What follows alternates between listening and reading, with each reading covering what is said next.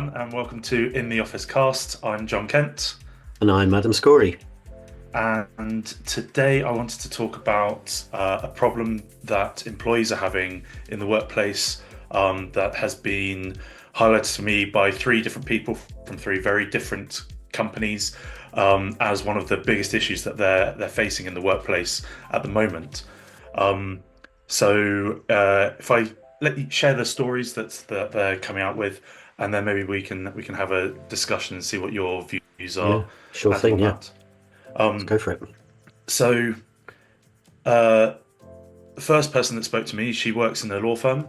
Uh, she's just below, sits just below the partnership level, so she's quite senior. Right. It's a very large law firm, and she described this to me because we always talk about jobs and things like that, how are things going, how's in the office, all of that sort of stuff. And she said the biggest issue that they've got at the moment is that they're doing battle with their desk booking system, and it's Doing battle with the doing desk booking battle. Her system. her words. Huh. Um, and the issue that she has is it used to be that with their desk booking system, people just didn't use it. They just refused to because it was another thing they had to do, Yeah, and people were just fed up. Um, and this is, there's lots of hangover of that from all of the other stuff that we've talked about previously. But yeah, said the biggest issue that they've now got is that the firm has put rules in place on how far in advance you can book a desk, because what they were seeing was people were, well, they were doing a number of things. You'd yeah. have one person going, I'm just going to book this one desk for the rest of the year because it's my desk, and then Oh, I can set it up how I want. I can have my monitor how I want, regardless of whether or not I come in. I'm going to book it, then it's mine, then no one else can use it. That's one of the reasons why they decided to come up with a rule about how far in advance you can book it. Um, then there's the other problem, which is, so that's the sort of book and forget. yep, Sorry, that's the sort of booking because it's theirs, their yep, desk. Then you've got the booking to forget, where because they're being told you have to use the desk booking system, even though they've refused to, they just go, fine, I'll book random days, and people will think I'm in the office, so complying with the mandate, yep. and I don't have to log in again. So I've booked and forget. Right. Um, so the issue that she was seeing happening was because of this releasing of desks, the desks were being released really late on, I think it was a Friday night, Right. and the structure of a firm is that you have partners, usually partners, associates, then trainees, and then paralegals, for example, is in the sort of hierarchy of experience. Yeah, yeah, And what was happening was that they were getting either the trainee or the paralegal to stay up late on this Friday night, waiting for these desks to be released, and then they were booking them for their whole team on specific days so that their team could guarantee they'd sit together. In theory, sounds good. Tactical booking. Tactical booking. Um, Regardless of what was happening in their lives, regardless of what their actual needs are, because they were told they had to book they had to be in the office a certain amount of time. They were like, right, well, we'll book. Then it's in the system. Then no one's going to complain. Well, of course, what was happening was then work life would change, and there would be whole sections of the office that had been booked out, but that no Yeah, one was sat at. right. So people who did actually need to go in couldn't sit at a desk; they had to sit in the canteen. So that was her story. Hence the battle for against the desk booking system. Another friend who works at a very large medical company said their biggest problem was their office is very, very, very small, and they've got very limited parking spaces. Right. Similar system of releasing the desks and parking spaces certain amount of time before. Um, but obviously, what was happening there, because the people weren't in at their company allowed to book for other people, you could only book for yourself.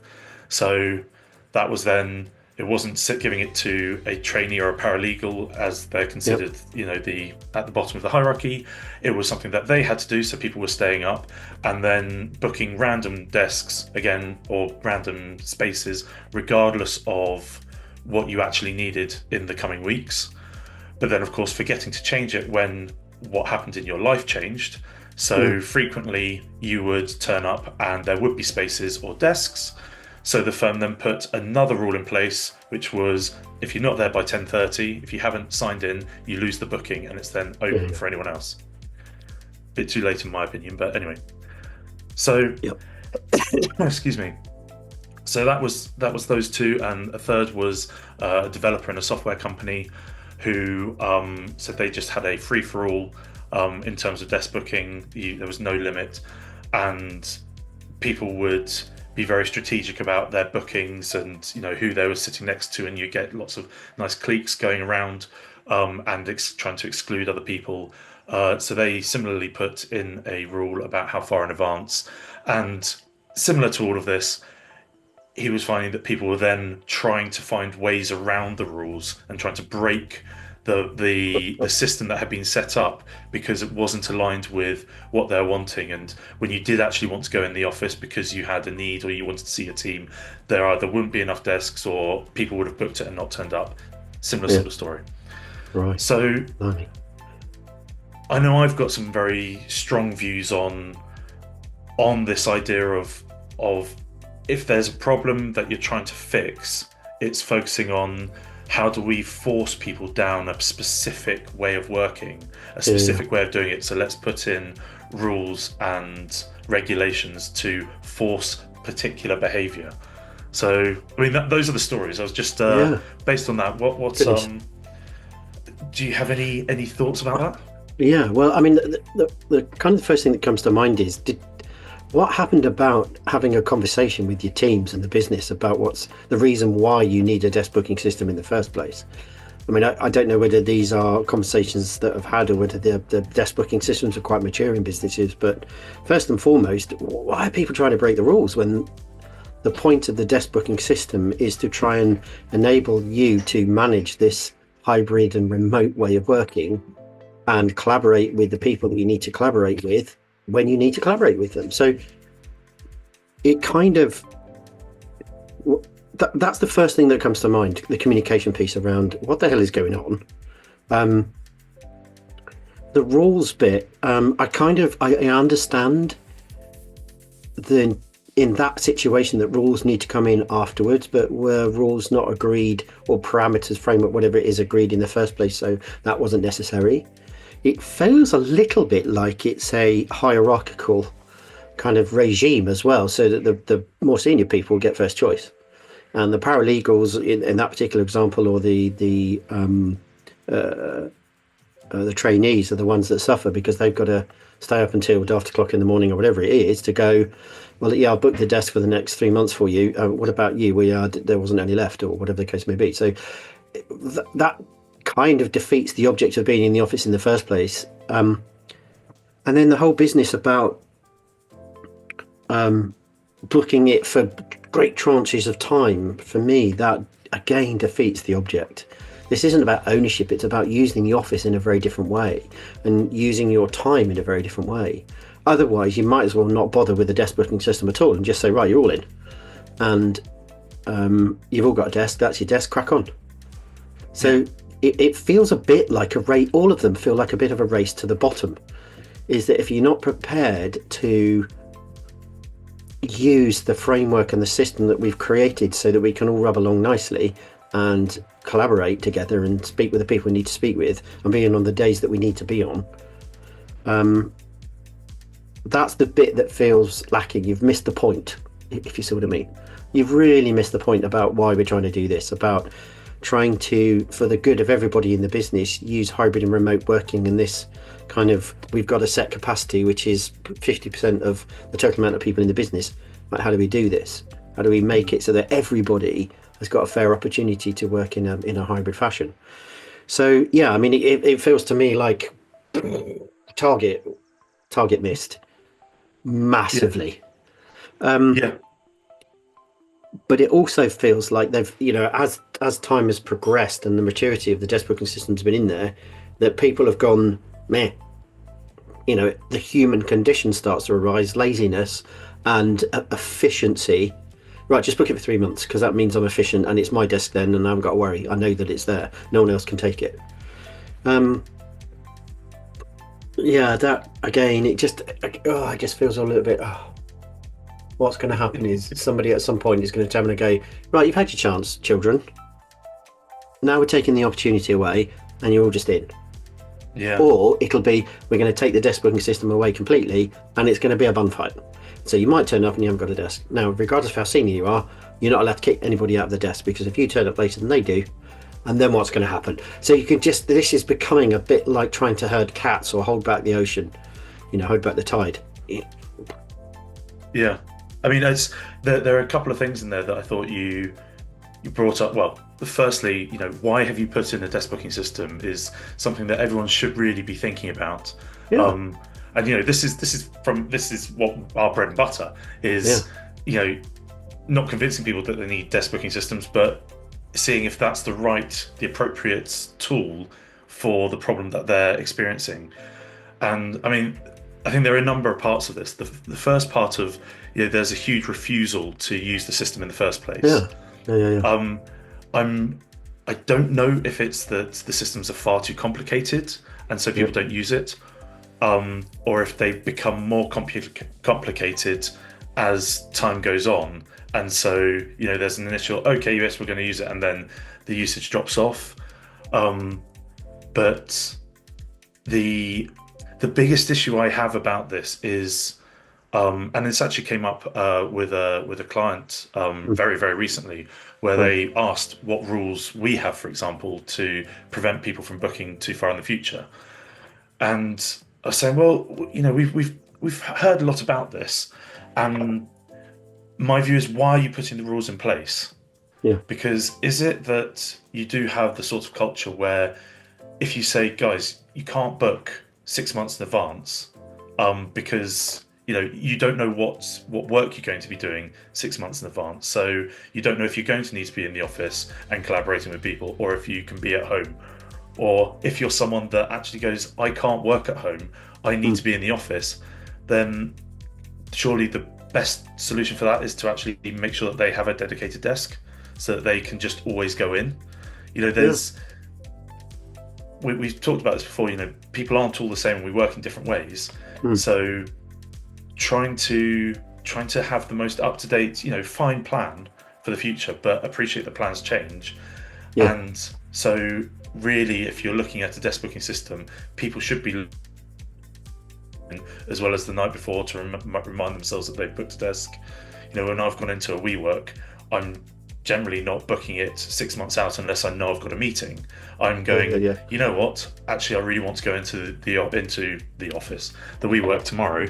So I'm going to book it tonight because actually I've got some work where I need to be out of my office at home. I need to be in a more open environment. And it makes me think of, I remember way back when I started my career and Facebook was just getting quite big and people were losing days doom scrolling on Facebook. I think the wall, the new feature of the wall where you'd have a feed had just come out. And a lot of companies were then going, we're going to ban people from using Facebook because they're just it's destroying productivity. And then of course some of those companies then realized they were being left behind because other people were using Facebook for marketing and for networking. So then they're like, yes, well, we had 2 people that were using it. So rather than deal with them and say, actually, you're spending too much time on Facebook, as a good manager would, they put a rule across the whole firm saying you can't do it. Then they went, shit, we need to change that. So then they brought it back and said, you can only use it during lunchtime unless it's for official work business. And then you're like, well, what? If you're saying that, what's the point in having the rule in the first place? People are trying to get around it. So it feels to me in that instance, I mean, first and foremost, why have you got the desk booking system? What is the outcome, and have you communicated that across the business? Because that surely would enable people then to go, I get it, and that's going to be really helpful. Well, and at that stage, you should be then getting and soliciting feedback from people about how they feel. And if you've got some people going, but I need to come in, then you need to take that into account, or similarly the other way. Or everything in between, but then you're working with your employees to try to come up with a system that actually works. Yeah. But this also comes back to the whole purpose of the office now having transmogrified, or have changed generally about our thinking about why are we going into the office in the first place. It's not just to reserve a desk for the next 3 months and going, yee, it doesn't matter if I'm there or not. It's about actually what type of work do I need to do? Where am I best to do that? Is home better? Is a Nero? Is it the office itself? What the point is, we've magnificently been given this opportunity because of COVID to go. Well, and lots of businesses had actually done this before, of course. I mean, WeWork's been around longer than COVID, but you're given the opportunity to then go, I've got the choice now. I've got options, so I can think about the type of work that I need to do, the people I'm meeting, who I need to do it with, and go, I've now got 3 or 4 options to go, I can do that. And so having the flexibility of a booking system to tell people where you are, surely that's the purpose. Thinking about the office differently, thinking about your time differently, and thinking about productivity differently. You don't have to have your bum in an office seat to be considered to be productive. Yeah. So that's the bit that seems to have, that is the bird that's flown in this particular circumstance, to me anyway. Well, I think you really hit the nail on the head there, that it's the desk booking system isn't just to make sure you've got a desk. It should be to also let your colleagues know that you're going into the office, so that everyone can come together and work together. And that was one of the things that the second person mentioned, where with if you don't check in by 10:30, then you lose your desk. Stupidly didn't follow up about, well, what happens if you've got an external meeting first thing in the morning and you're not getting into the office until 10:45? Yeah. That's an immediate example of why that rule then doesn't work. So you then have to add an exception. And I think that's the thing as well, that desk booking is, and in the office as a product, it's a planning tool. It's a communication and planning tool to help people be more organized and to avoid times where you turn up and either people aren't there or you turn up and desks aren't there. It's to try to make sure that actually you've removed a huge area of friction. So releasing a desk at 10:30 is only useful if someone's going, I'm desperate to go into the office today, and it's 10:35 and I'm looking and, oh my God, there's a desk there. Yes, I can finally go in. But by the way, you were meant to be starting working at 9, so you're already an hour and 45 late, so you're going to miss your lunch break. I'm being particularly difficult about it, but it's the idea of setting rules to try to control people's behaviour. It's stick, not stick, not carrot. Yeah, should know that expression. Yeah, I think you're absolutely right. It is.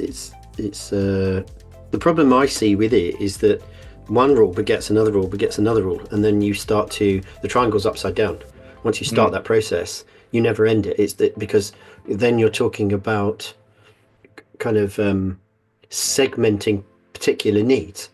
And because, particularly, I imagine in a large company, this could be a nightmare. Rules upon rules upon rules that, associates are allowed to do this, but, hang on a minute, if you're a trainee, you're not allowed to do that. And then, if it's different levels of developer, but because it's an open office and the directors don't have offices, they sit within us, but they've got to have their desk because they're the owners, right? They're the directors. So it then starts to get icky and kind of like, hang on a minute, that broth gets a bit murky. And the point is, where does it end? Mud pie. That's the whole thing, isn't it? It's and no one wants that. No, but I mean that's and I think probably taking a step back from it being just about desk booking, thinking about software in general. Yeah. There does seem to be a bit of a misunderstanding about. I see it as a misunderstanding about how software is built and should be built. And actually, this client that I was talking to earlier in the week. When I said about these things about the rules, and she said, well, actually, we had exactly the same issue with another provider that they used. I think it was pre-COVID, where they did have all of these rules, And they kept going back and going, well, we can't launch it until you've put in this rule because we've just come up with another scenario. And in the end, they had to cancel the contract. And in her words, the developers were crying because they'd spent all of this time building all of these complicated rules, and the whole thing just fell over. It wouldn't work because you can't think of every single exception No, you can't. and codify it. Actually, in a place I used to work at, that's what they kept doing was, the clients could get whatever they wanted. And what I've said to our clients when they've said, oh, we need a rule, it usually happens when they've just rolled out desk booking and they go, oh, someone's done their desk or the book and forget. And they're like, how do we stop it? I was like, well, is it lots of people that are doing this, or is it one or two? Because if it's one or two, are you able to have a word with them and see why they're doing it? Yeah. It's be in a relationship with them. Don't say you can't do it. Ask them why they're doing it, because it might be that they go, this is the desk where I've it's like the neurodiversity conference I said I went to, where someone might actually physically hate having their back exposed. That means that they're anxious the whole time, so they need to sit with their back to a desk, back to a wall. Sorry. And so there might be a real genuine reason as to why they're doing that. And if it's one person, then you can deal with that one-on-one, but don't set a rule for everyone. And whenever people have said that, I've said, well, look, let's keep talking about it, because if it continues to be a problem, we can start to think about some basic rules that we could put in place. But let's not, until you've started to use the platform, don't start trying to change the core functionality of it and make it more difficult. It becomes about the desk then and the office real estate, rather than what does the person actually need. And what it does is it fosters a behaviour of, it doesn't matter what my need is, I'm going to have it anyway.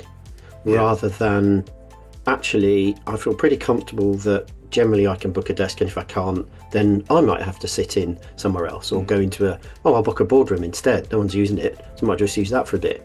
So what is the fear behind these three different rationales?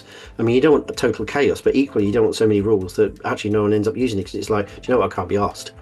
And I'm just going to turn up and I'm going to sit at a desk, and if somebody kicks me out. So two extremes there. So that's the bit for me that kind of developing this conversation out says to me, this is a cultural thing. This is about communicating the purpose of the office more, and having the flexibility to think people and outcomes first, not desk, room, chair, mine. It's going to end up not being particularly community driven. It's not going to actually end up with the right outcomes. Some people get theirs. It's not a win-win situation. It feels to me like compromise and win-lose. Yeah. Or even lose. Well, I mean, you can tell from the language that was being used, doing battle with the desk booking system.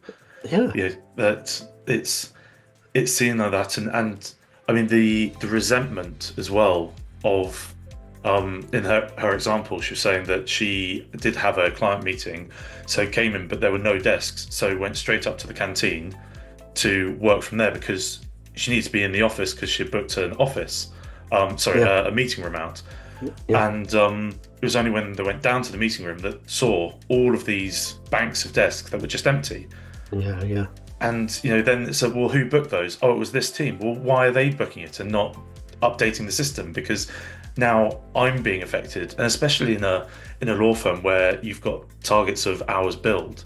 This is, if you're not billing because you don't have the right equipment, you get penalised for it. You can be fired for it. So it's a way of these rules actually almost double down on the badness of it, in my opinion, because you don't feel the trust as an employee.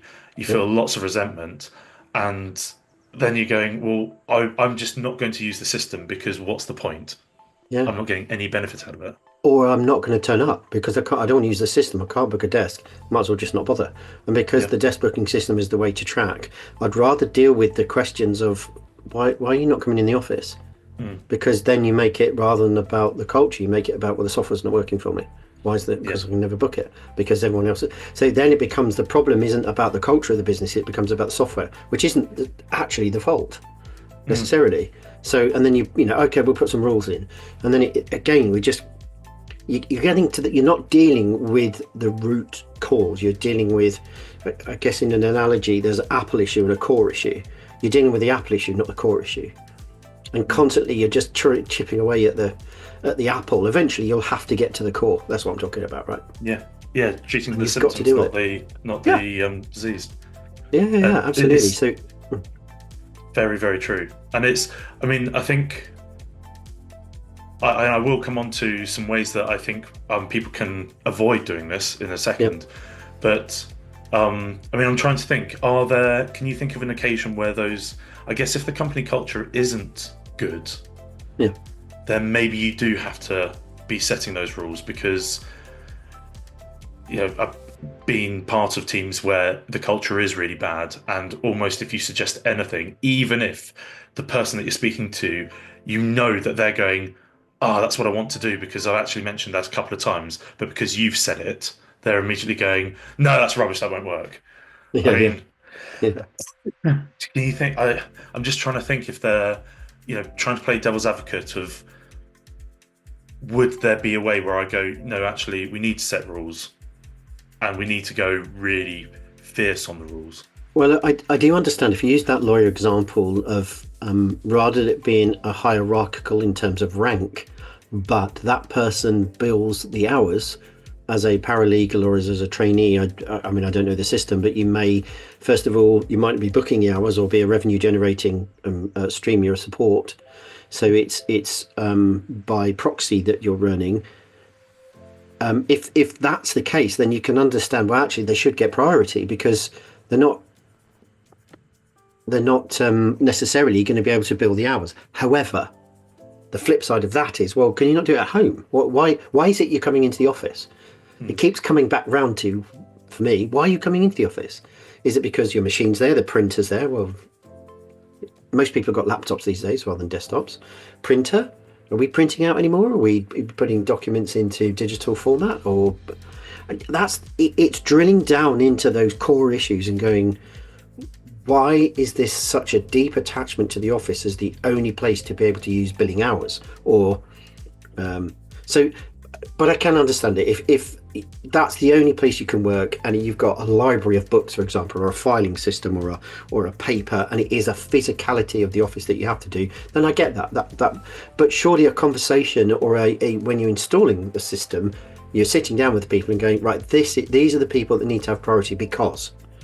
And if you understand that, now the point is, if you can communicate and go, right, managers talk with managers or team members talk with team members, whatever the case may be. Communication will solve most of those problems. Setting routines so that people know, well, they're in the office. What's the capacity of the office? So, trusting the software to fulfill the needs rather than it just being a tick box exercise that, we've got desks, we need to book them. All we need is a system that can book a desk or an office and not worried about who does it or why they need it. It is literally just so there's a few kind of, if it's hierarchical, I mean, I don't know. I mean, if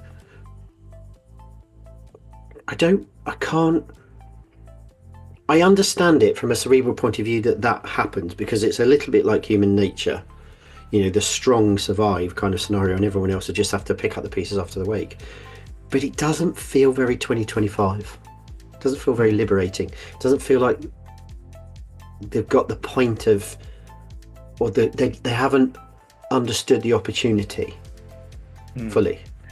Well, I mean, I think it's worth saying in the law firm example, so like partners, associates, paralegals, and trainees. Sorry, not in that hierarchical order. But they are all fee earners. Right. So they all should all be billing out the time that they're spending working on a client matter. But what's really interesting about that is that trainees have to be shadowing and working with a partner for, they have a 2-year training contract where you work in, I think what used to be up to 3 seats or at least 3 seats. So, you're being corporate and then maybe employment and then maybe property law to see the different scenarios.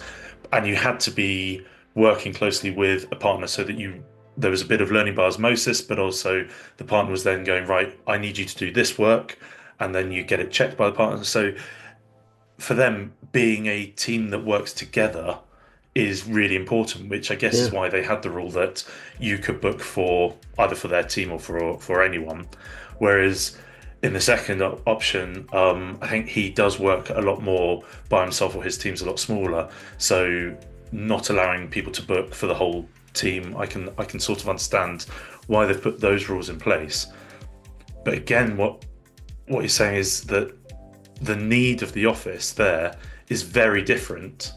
So setting up rules of when people can book. So in that scenario, if you don't have a paralegal staying up to book for everyone, and you just let people book as they come onto the system, they're going to be Yeah. spending a lot of time searching for their friends, and Yeah. then they're going to be probably trying to book a seat near to one of them. But by that point, it's probably gone because someone else has gone, oh, I don't care, I'll just book that table. So you're you're creating a lot of friction, but you're not forcing people to do something. You're not working with the culture change in a good way. Yeah. It's Yeah. forcing people to do something in a way that then they go, that's not what I need, so I've got to try and break the rules. Yeah. Yeah. Yeah. Yeah, find little sneaky ways to get one over on other teams, other people. It feels almost combative. Yeah, absolutely. Absolutely. Yeah. And so I do want to sort of talk about what people can do to try to resolve this from what I've Yep. seen. Yep. And I'd love to get your thoughts as well to see if you think that there are other things that we can do. Um, the first and foremost thing that I think everyone needs to do when you're dealing with software, and it's one of the reasons why I hate these complicated 6 to 18 month onboarding processes where someone customizes everything and then on day one you go, oh, that doesn't work because it's so complicated. If you could try to there's an acronym, I think acronym's the right word, called KISS, which is Keep It Simple Stupid, which you've probably heard about. And if you're starting to use software or starting to do something different, because remember, for a lot of companies, desk booking is a very brand new thing. Yeah. Yeah. Can you be Yeah. very brand new? No. It's a brand new thing. Um, it's a very unique thing. Yeah. No, it's Or very new. yeah, very new thing. Where if you haven't done it before, start simply. Yeah. Don't try to anticipate the pushback or anything like that. Don't try to anticipate what you might need to put in place, what rules you might need to put in place to stop people from behaving in a particular way when you don't know how they're going to behave. Yeah. So keep it as simple as you can to begin with. And then if you do have repeat offenders, or if everyone is doing this sort of thing, and of course, don't forget that the thing about desk booking is it is a communication and planning tool for the employees, but also if it's used properly, it provides vital information to facilities managers and the C-suite on what they should do next. Do they need to get a bigger office? Do they need to downsize? Can they downsize? Is everything going well? The whole point about that is trying to reduce waste. Not just financial, but carbon and everything else. If you don't need a huge warehouse, you just need a shed. Don't have the lights on in a huge warehouse. Yeah. Yeah. Yeah. So so keep it simple, but also when you are making changes, try to make them small. So I always think about things in terms of software development and agile development, which is just continuous improvement. Yep. You make a change, you get instant feedback, and then you accept that nothing's going to stay the same. You're just going to grow with it. So that's when people are coming to me with these issues, when clients are coming to me with these issues. I'm not saying. I said to the client today, it's like I never say no, but I'm not going to go, yes, of course we'll build that, because I always think that we need to get to the core of the issue, as you said. Yeah, absolutely. And Yeah. sometimes these things do just work their way out in the wash. So the other thing that springs to mind is that one of the last companies I worked for, we had a regular Monday all hands meeting, And it wasn't a meeting for a meeting's sake. It was a crucial way to disseminate information across a geographically spread population of employees. Half of the business were remote salespeople, the rest were office bound, didn't need to be up. So it was a really great way to, first of all, see a face on a Zoom screen, say hello, have a bit of a laugh and a giggle and a chat and a quiz but it was a business focused on the people or the culture and organically growing that culture. And any issues like this would have been discussed, because the heads of team, when we got together, we said, right, these are the things going on in our world. What do we think together as a team are the biggest priority right now that we need to deal with? What's our key ones? Urgent and important right now, the Eisenhower matrix. And that's what we would do. We'd sit down as the five of us, and it wasn't, the MD wasn't even involved in those discussions. He was, kind of had his own agenda, and he would come and fit in. We'd have a discussion with him and be right, okay, actually this fits in with that, because he's, he had a strategic view on America, where our head office was, etc. So, but it just comes down to communication for me, and talking through these things and how does this law company communicate? Is it by email, or is it, get on a Zoom, have a chat? Have a face-to-face challenge around these things. Get the chat open. Bring these things out in the open with the objective of solving the problem. What is the problem? Let's solve it together. Because if we all solve it together, we'll feel like we own it and we've been part of the solution, rather than it's done to me or it's done with me. So my take on it would be, if you have a bunch of people that go, I was part of the solution there, I was really happy with that. It doesn't always work for me, but you know what? That's okay. Because I've got the option now to, I'm going to go and sit in Nero and eat cake all day while I'm working. That's great. Drink coffee. Well, you don't get a fine figure like this on lettuce and cucumber. Yeah, so I mean, you're absolutely right. Software should be really, really simple in the fact that it's people first, and then what are the challenges that people face? Simon Sinek's why, these circles of kind of gradually exploding out. And then base the kind of what the software does on those kind of needs, and then so that agile piece around dealing with kind of eating the elephant one piece at a time. Eventually, you get through the elephant, you've done the whole elephant. You can't swallow it in one. So how else would you approach it? So, but it just feels a bit sad, really, that people are kind of it's a bit lazy, a bit kind of selfish, a bit kind of. You miss the point. Yeah, but I mean and to some extent you're always going to have that. But that's we can't all be high performers like the two of us. But I mean, it's interesting as well, because one of the things you mentioned there, because I've been in place where you've had the Monday morning town hall meetings. I've been in places where that town hall meeting's just been because one of the directors liked to hear the sound of his own voice. I've been in them where they've invited other people who are doing interesting projects to sort of share information. And sometimes it's been great, sometimes it's been terrible. Sometimes there have been far too many people there, so it's taken too long, and you're going, I don't care about half of these projects. I only care about the one that I'm directly involved in. So why am I here? You're just wasting hours of my time. But also, from my limited experience of working in law firms, the setup is actually very different from that, because I mean, it might be because it was a while ago, but there was never a town hall meeting within our group, or within the, there might be the odd, I think the most high tech we got was the managing partner sending a voice note to everyone's voicemail. So the phone didn't ring, but then you were told you had a voicemail message, and it was the managing partner telling you about what was going on, which was, I mean, it's the first time that had ever happened. I've never seen it since. At least they were trying something, but Yeah. Well, I think you're right.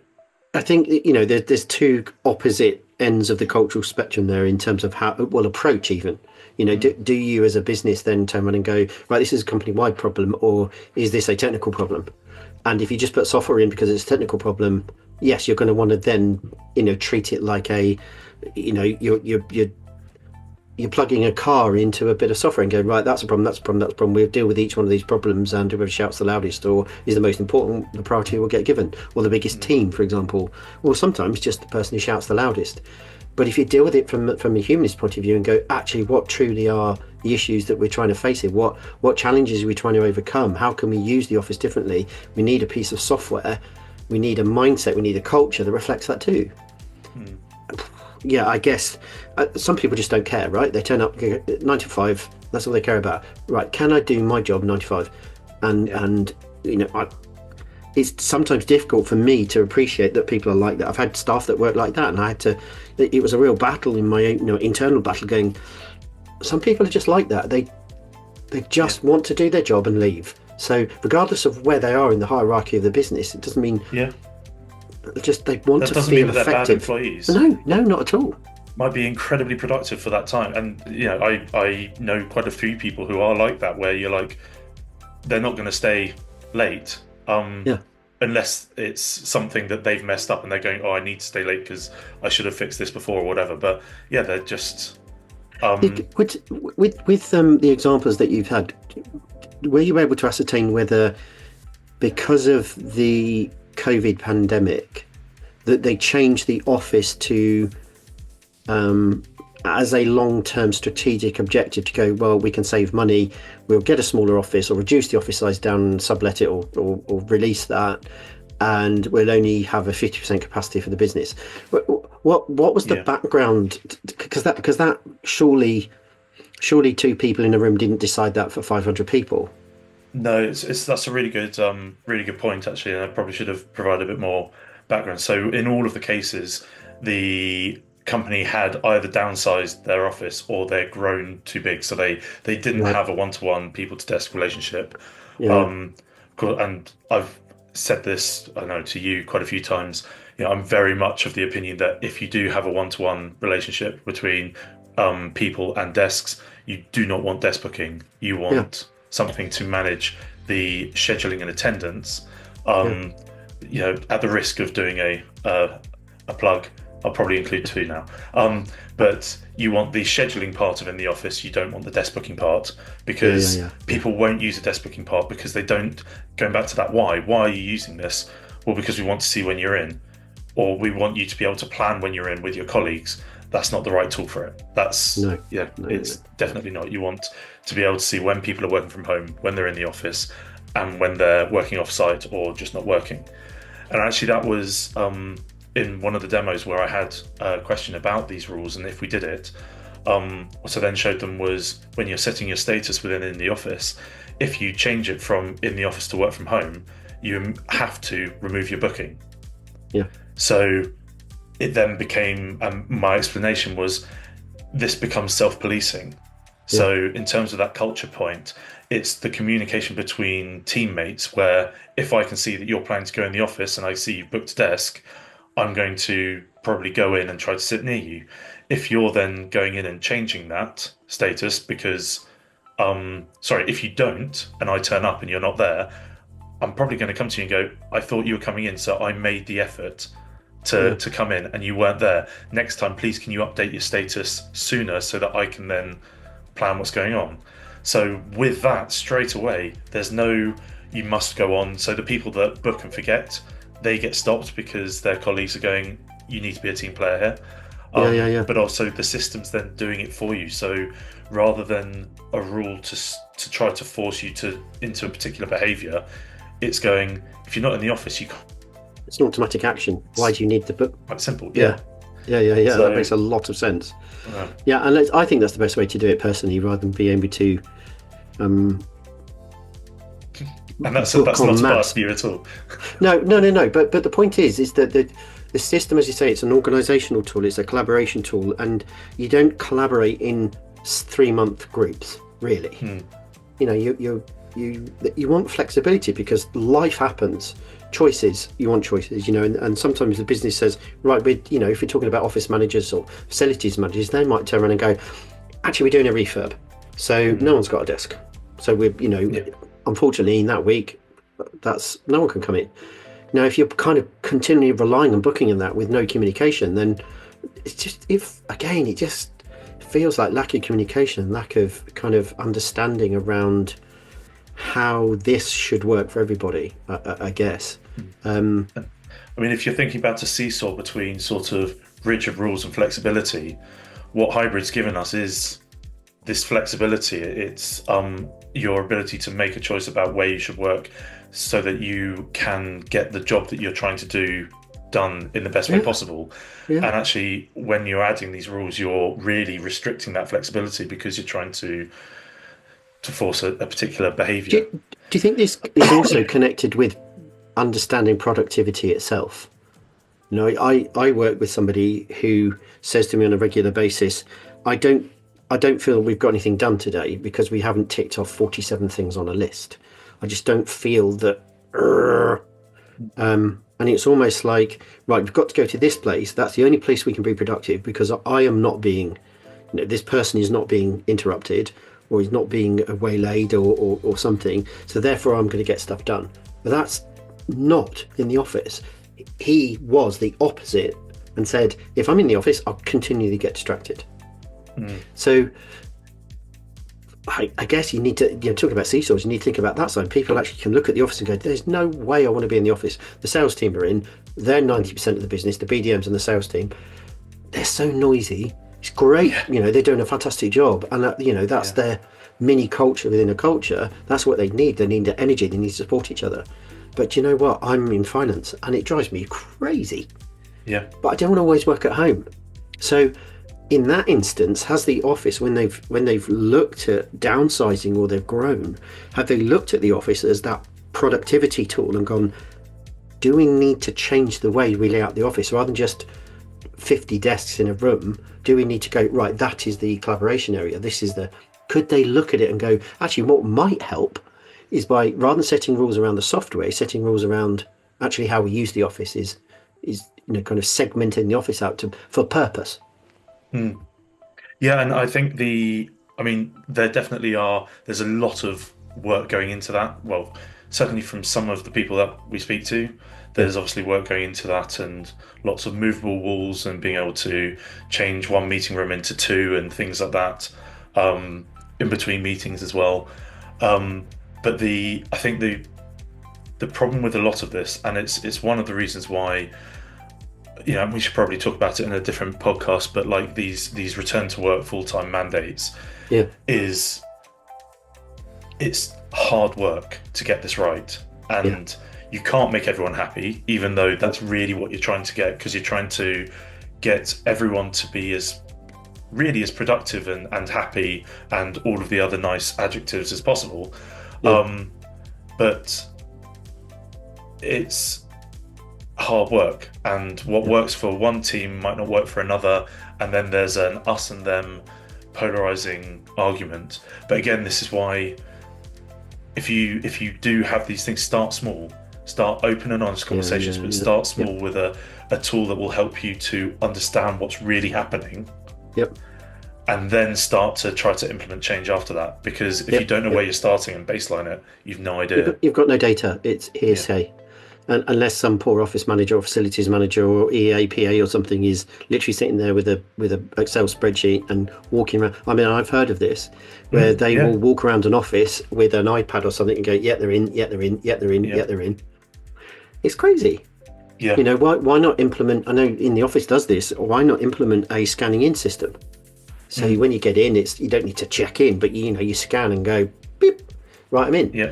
Then you've got data about who actually turned up.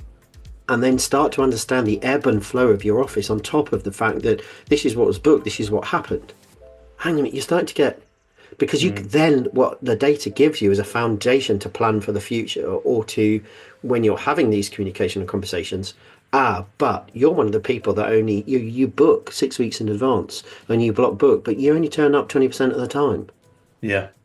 That's not helpful, because what you've done is you've taken up desk hours of 640 desk hours and you've only used 200. Yeah. That's not very productive for other people who actually need to use the office, the meeting room or the boardroom or whatever. Well, and also that's a huge cost to the company. Yeah. It's unnecessary, because maybe they don't need that extra desk all the time. But I mean, there's a lot in that as well. The scanning in is obviously, again, you need people to actually do it. So you need to have the company culture where if you're not Yeah, doing that and you're found in the office, that gets brought up because, firstly, that's bad for health and safety fire regs to not yeah, know who's yeah, actually in the building, but absolutely. also, like, oh, what's the word called? It's completely gone. Going, when two people go through tailgate, when people Yep, yeah, oh tailgate yeah, when they're yeah, going yeah, through yeah. barriers and things like that. Um, you know, again, they're not necessarily trying to cheat the system, but they don't understand why that system's in place and the importance behind it. And if Yeah, it's not an important system that's in place, then you don't need the system. yeah, yeah, yeah. If it's not solving a real problem. Yeah, I know, actually, just talking about that, I know of one organisation that fine people for not clocking in. really. Yeah, yeah. There is and they brought it in. It seems quite draconian, but there's a 25 quid charge. So, and they'll take it out of a bonus or I don't know about salary and things, but they're just starting to instigate it because they have to, from a HR point of view, know that somebody's in the building because they've got for health and safety reasons, for fire Yeah. safety, for all sorts of things. But they also want to understand about the efficiency with the people doing the work and how many hours that they're billing. They need to correlate the two. Hmm. And it atypically some of the people are really good at it, some of the people are really bad. So So in that scenario, are they meant to be in the office every day? So how do you know that they are meant to be in the office every day? Okay, so it's an easier thing to, if you're yeah, not clocking in, then you're presumably on holiday or off sick. basically, yeah, yeah. There is no Yeah. reason for you not to be there because you are required to be in that workspace Mm, for that time. You've got to be because you're a fee earning person, mm, and your bum on the seat is what earns the fees. Your yeah. skill, So Well, yeah. but that seems quite a I mean that wouldn't work in a huge company because you'd probably spend more money administrating that than you would actually, and it'd be quite. I mean, I questioned it because I thought, wow, that's a little harsh. But the It's a point bit odd. is that it may be harsh for a month, but believe you me, after a few fines, people will learn the behaviour Yeah. quite quickly. And Yeah. it's their culture that they're a very direct organisation, and it's a no nonsense kind of culture. So they kind of Mm, fit. yeah. And as we've said before, for some companies, that's what's needed. That's the way that it works. And I hate to say it, but if you are working in a company like that and that's not the way you want to work, then you need to, ultimately it is the people at the top that make the rules. Yep. But what we're talking about here, and what we're talking about in hybrid working in general, isn't that working from an office 5 days a week, 9 to 5, is bad, but Yeah. it's that it might not be the right thing for every job and for every person. So Absolutely. it's what we're trying to do is make the workforce a more productive entity. Yeah. And help it understand itself, and then get better, right? Because it's Yeah. that information. Information is power. Power is knowledge, or information is knowledge. Knowledge is power. You can make decisions based on that knowledge. Is far better than to go, well, we think Yeah. 5 days a week is fine, or 4 days a week is fine, all that kind of stuff. Yeah. So, but there is part of me that kind of. I'm sitting here thinking I actually quite admire the human spirit of trying to break the system, as it were. That kind of you don't really know how far you can push until you're pushing on that Yeah. envelope. So I quite like the ingenuity of people going, if I can, I will, but I'll get somebody else to do it. Those bless them, those poor paralegals or those trainees sitting up till Yeah. God knows what hour to Yeah. achieve the result. But I guess that's the tool's the tool, and if okay, it might not be a screwdriver, it might not be a mouse, but it actually does the same thing. Then for that person, that's a win for them, Mm. and they've got what they need. So. And if that's the culture, and we're talking about what are the downsides. That if that's just part of the culture, a piece of software is not going to change a culture, No. and But no I matter think I how think hard in it that, tries. well, I think excuse me, if the culture for that was, paralegals staying up and booking the desks and then it was used, that's a very different conversation to they stay up, they book the desk, and then no one turns up. Yeah, Then it's that in that scenario, it's lose lose. So it is. Yeah, again, understand what the core problem is rather than trying to fix the symptoms by being overly prescriptive and rigid, Yeah, yeah, would yeah, be yeah, yeah, yeah. my sort of takeaway. Or have the communication between the two parties and go, "Are you going to be in on Wednesday?" No. Well, I'll release the desk then. Hmm. Yeah, not at 10:30 on Wednesday when it's then Yeah, no use yeah. for When I anyone. know you're not going to be there because you're at your client side and you're going into their offices instead, oh, I just release the desk because somebody could use that. Yeah, So just you've got to. I think the win-win is to have it both ways. So yeah, I may get them to put the desk in the head, but what I will also do is commit to releasing them when I'm not needing them. So mm, have that open communication, and maybe you do it yourself because I mean, our software works on your telephone. You can do it in seconds, bang. Right, from now on, as you've already described, if I then transform my in the office status to on location, you've got to cancel the desk booking anyway. So as you say, yeah, self-policing. So that for me is a far better way round to go. But one of the things that we struggle with is actually, the age-old problem is getting people to do something, to commit to, updating a system, because no matter how fancy or flashy, the only way I think that you're going to actually create the perfect system is to not have a human do it, yeah, is to have a robot somewhere, an AI, kind of, one of Elon Musk's, bless them, $30,000 robots to go, right, where is everybody? I'm going to get hold of everybody, find out where they are, bang, bang, bang, and update the system in 12 seconds flat. yeah. But I mean, even that's But that's still going to be closer to 95% kind of not perfect yeah, because there's such thing as perfect, but and that's probably more going to be after the fact as well. yeah, yeah, yeah. It's a bit like your £20 fine, not your £20 fine, but the fine you were talking about just then, where it only takes a few times before people go, oh, I actually need to use this. And if a team is cohesive enough that you've got one person who hasn't updated their status and it directly affects other people in the team, they should be able to say something Yeah. and stop that. Well, that's And that's then the yin to that the yang, isn't becomes, it? yeah, That's what we're saying is that some people have got it all their way. There is no consequences or responsibility to that behavior. yeah, yeah, And exactly. somebody else then has to then they that responsibility lands in their lap, and it's something that they haven't generated. So again, you can use the word fair, and it's probably in business kind of a bit silly to talk about fair because that's not how it works. Hmm. But taking responsibility, and if you're going to have a rule for one thing, and this is the problem, you've got to have an opposite rule to make sure that it works the other way around. Yeah, So one rule generates two rules yeah. minimum. And that's So pre-exceptions. exactly, yeah, yeah, yeah. And because humans are like cats, trying to herd cats, then you know, you might as Yeah, well talk to the cat and say, "What would you want?" exactly. Yeah, I think it's a very interesting idea.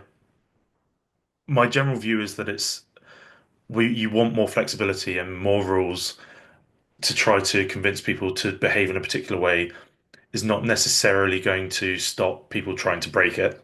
No, no. Um, but if as I've always said, in the office to begin with I made the decision I wasn't going to include desk booking, and then very quickly realized that that probably wasn't right. So I'm always up for being convinced to change my views.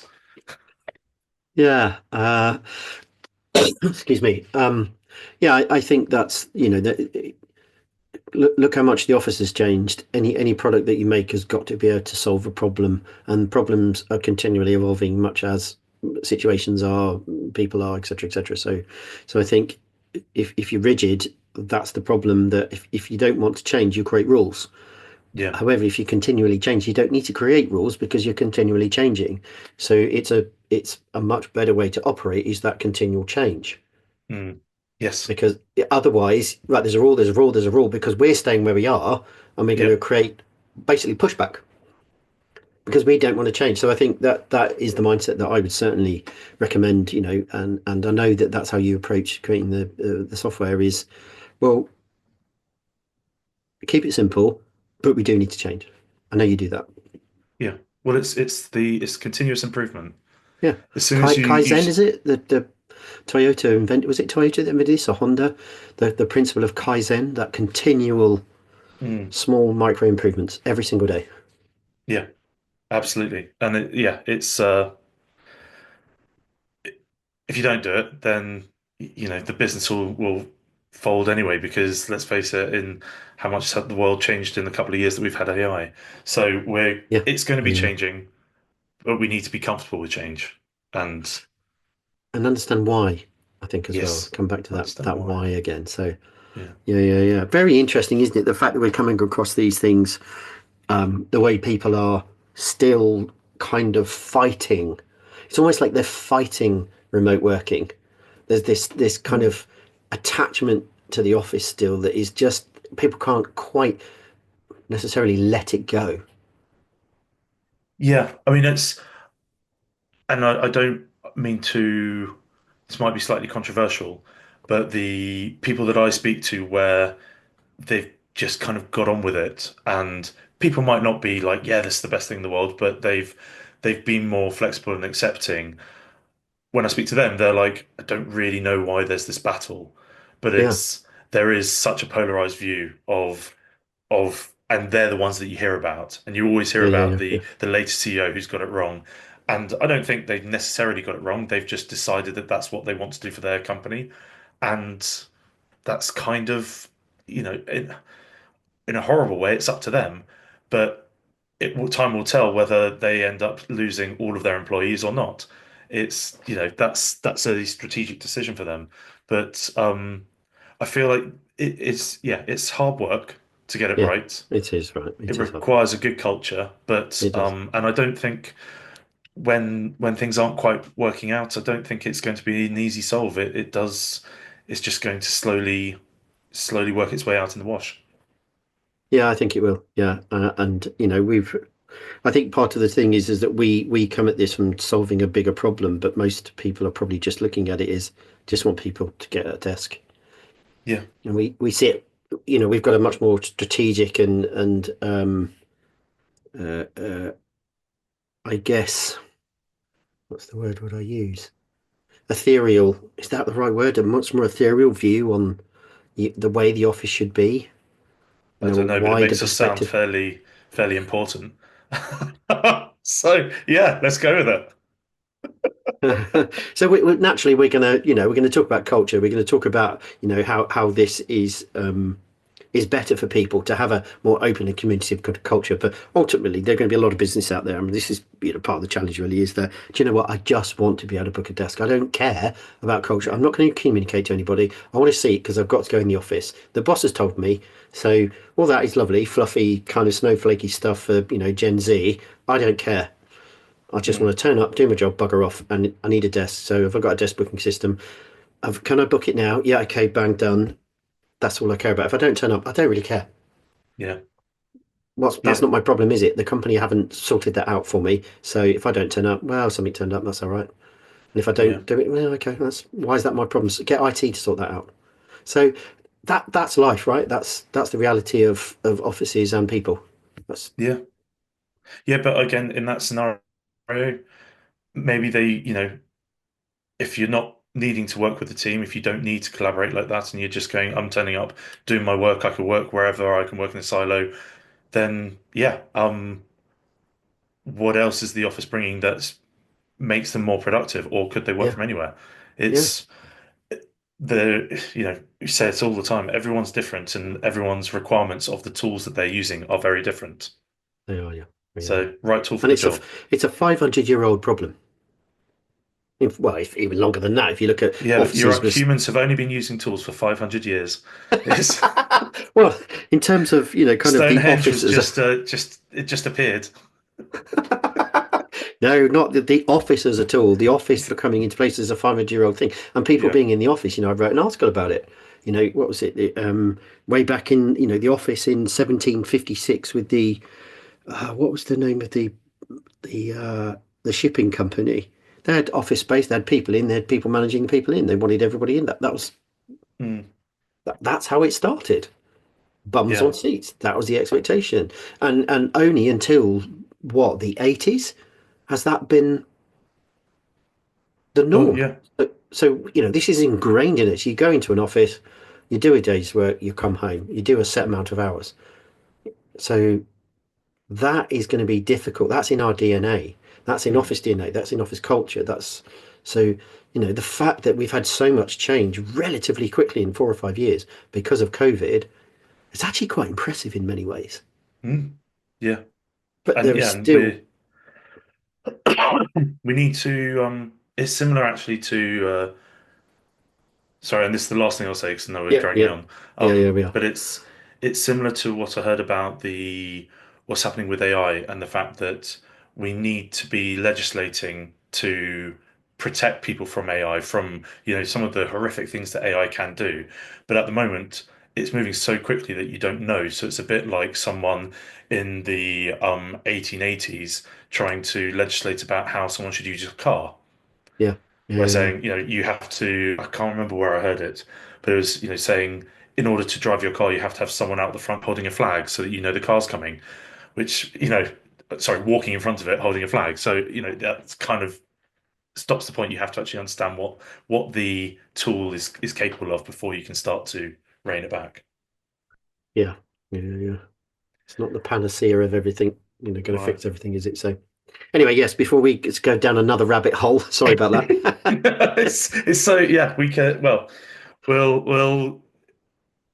we'll it will change in the future. We'll make sure that we stick to um Yeah, specific themes, but it's such an interesting and complicated problem area that yeah, is affecting so many people at the moment. So it really is. Yeah, yeah, it's yeah. It is very a, easy to get I caught agree. up.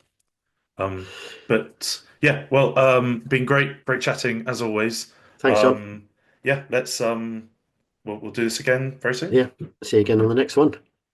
Cheers, Adam. Bye, John. Bye.